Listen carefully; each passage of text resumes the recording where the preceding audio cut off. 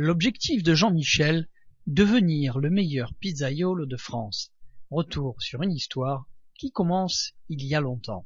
Donc j'ai toujours fait de la pizza, avec des potes à la maison, etc.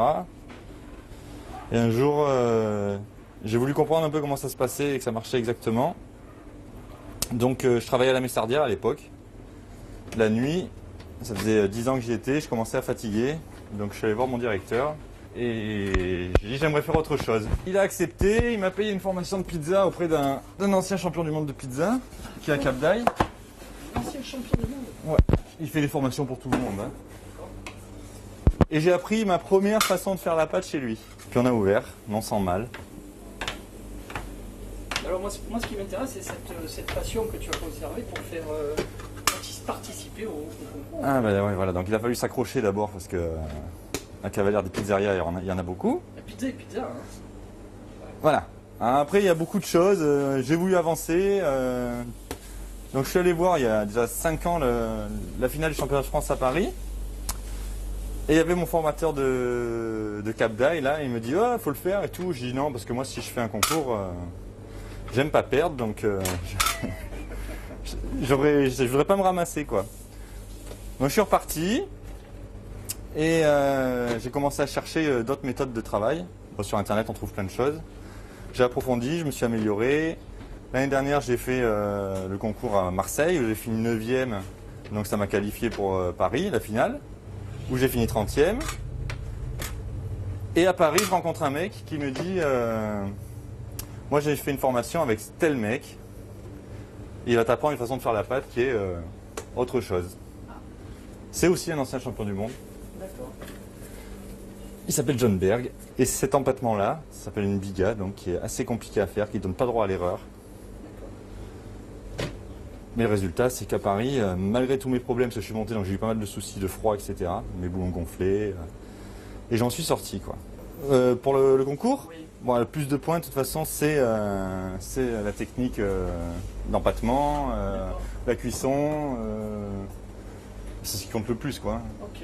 Et après, évidemment, les ingrédients. Hein, mais c'est comme tout. Hein, t'as pas de bons ingrédients, t'as pas de bons résultats, quoi. Quel est le secret pour réussir une bonne pâte à pizza? Jean-Michel nous livre son savoir-faire. Alors bon, de la bonne farine, de la bonne huile d'olive, très peu de levure, de l'eau de qualité, ça c'est indispensable, mais bon, l'eau du robinet en France, elle va. Et puis voilà, la passion et l'amour, hein, si tu fais pas ça, si ce que tu fais, ça te plaît pas, ça marche pas. Hein. Tu vois, faut bien les serrer, les boules, sinon faut qu'elles gonflent, faut pas qu'elles s'étalent D'accord. et qu'elles relâchent de l'eau. On peut, voilà, c'est ça, la pizza la plus chère du monde à New York, 1000 € la pizza. Avec caviar, 4 sortes de caviar, c'est ça. Un peu de queue de homard, des œufs de je sais plus trop quoi, de la crème fraîche. Voilà, 1000 € la pizza. On met ce qu'on veut sur la pizza. De toute façon, c'est un plat équilibré. On a beau dire, critiquer. Moi, tu manges une pizza chez moi, une végétarienne, tu mets pas de fromage parce que c'est un peu gras. Ben, t'as eu tes légumes, t'as eu tes protéines, mais parce qu'il y a des protéines dans la pâte, t'as tout ce qu'il faut, quoi. J'aimerais faire les championnats du monde là au mois de mai. Ah ouais. Parce que cette pâte-là, donc, je commence à la maîtriser. Avant, c'était elle qui décidait, maintenant, c'est un peu moi, donc c'est bien. Si je suis calé, j'y vais juste pour voir. Donc, je veux pas annoncer, parce qu'il y a un monsieur de Varmatin qui me suit, Johan, il s'appelle. Donc, il m'avait relancé pour le championnat de France. Il m'a dit, c'est bientôt, non? J'avais dit, oui, il me dit, ah, je fais un article sur toi, c'est bien. J'avais dit, avant, ça m'embête, parce que, pareil, si derrière il n'y a pas de résultat, je vais avoir l'air de quoi. Il m'a dit tant pis pour toi, on le fait et on devra le résultat à nos lecteurs. D'accord.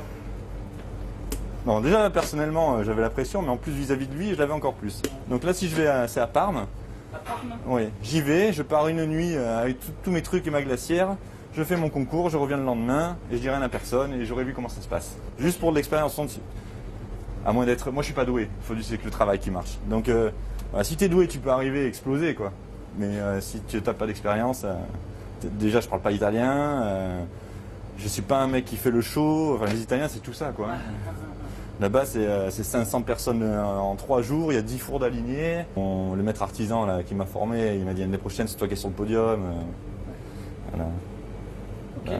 Donc tu vois des boules comme ça, bien serrées, bien fermées, bien lisses. Bien lisse. Voilà. On va passer à l'étape suivante, ça sera la garniture. Ah oui, les garnitures. Hein? Qu'est-ce que tu veux comme garniture? Il ne me restait plus qu'à déguster ma pizza avec appétit.